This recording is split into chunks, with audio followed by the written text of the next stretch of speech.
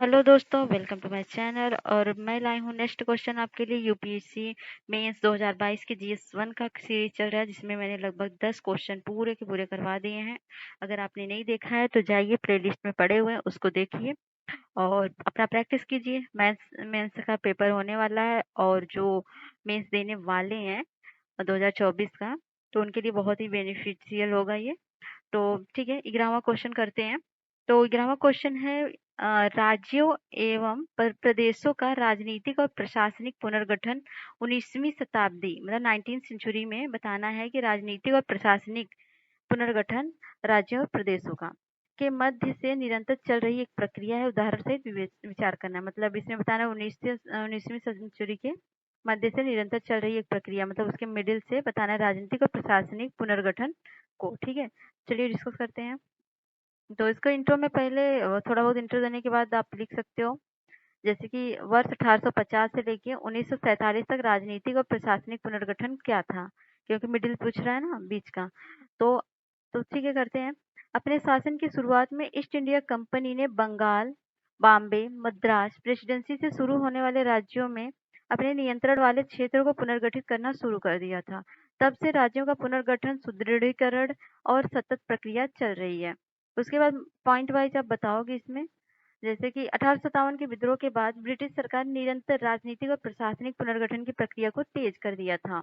और अगला है, मध्य प्रांत के रूप में नई प्रेसिडेंसी भी बनाई गई थी, और कई स्वतंत्र राज्य जैसे असम, अवध प्रशासन प्रांतों का हिस्सा बन गया था। और क्या हुआ था, उत्तर पश्चिम सीमांत प्रांत में 1901 में पंजाब प्रांत के उत्तर पश्चिम जिलों को एकीकृत करके बनाया गया था। और अगला क्वेश्चन है, वर्ष 1905 में धर्म और भाषा के आधार पर बंगाल का विभाजन हुआ था। अब उतना बताने के बाद, मतलब 1850 से 1947 तक बताने के बाद, अब हम आएंगे 1947 से 2022 तक राजनीतिक और प्रशासनिक पुनर्गठन क्या हुआ था। तो वर्ष 1950 में भारतीय संविधान में राजनीतिक और प्रशासनिक आधार पर भारतीय संघ के राज्यों भाग ए, बी, सी, डी में वर्गीकरण शामिल था। और अगला क्या हुआ था, 1953 में राज्य की सीमाओं के पुनर्गठन की सिफारिश करने के लिए फजल अली की अध्यक्षता में राज्य पुनर्गठन आयोग एसआरसी का गठन किया गया था। इसके बाद 7वां संविधान संशोधन अधिनियम पारित किया गया था, जिसने इकाइयों को 2 वर्गीकरण राज्य और केंद्र शासित प्रदेश में निर्धारित किए थे। उसके बाद आंध्र प्रदेश भाषाई आधार पर बनने वाला राज्य था, और पुर्तगालियों मतलब गोवा, दमन दीव, दादरा नगर हवेली और पुडुचेरी इसके पार्ट थे। ठीक है, से प्राप्त कई क्षेत्रों को केंद्र शासित प्रदेशों में शामिल किया गया था। गोवा के बाद राज्यों का दर्जा दिया गया था। अगला, छत्तीसगढ़, झारखंड, उत्तराखंड का निर्माण क्रमशः मध्य प्रदेश, बिहार और उत्तर प्रदेश के मौजूदा राज्यों के भीतर से क्षेत्रीय सीमाओं और राजनीतिक क्षेत्रों से विभाजित करके संभव बनाया गया था। उसके बाद वर्ष 2014 में आंध्र प्रदेश पुनर्गठन अधिनियम 2014 पारित किया गया था, जिसने तेलंगाना राज्य को आंध्र प्रदेश से अलग कर दिया था। तेलंगाना के लिए अलग राज्य की मांग कई कारणों पर टिकी हुई है, जैसे कि अंतर क्षेत्रीय असमानता के कारण क्षेत्र के सामाजिक आर्थिक पिछड़ेपन, अपर्याप्त औद्योगिक बुनियादी ढांचे, शैक्षिक और रोजगार के अवसरों की कमी और आंध्र के तटीय पूंजीपति वर्ग का तेलंगाना क्षेत्र पर आधिपत्य। फिर नेक्स्ट है, वर्ष 2019 में जम्मू कश्मीर राज्य को प्रशासनिक और सुरक्षा उद्देश्यों के लिए पुनर्गठित किया गया था।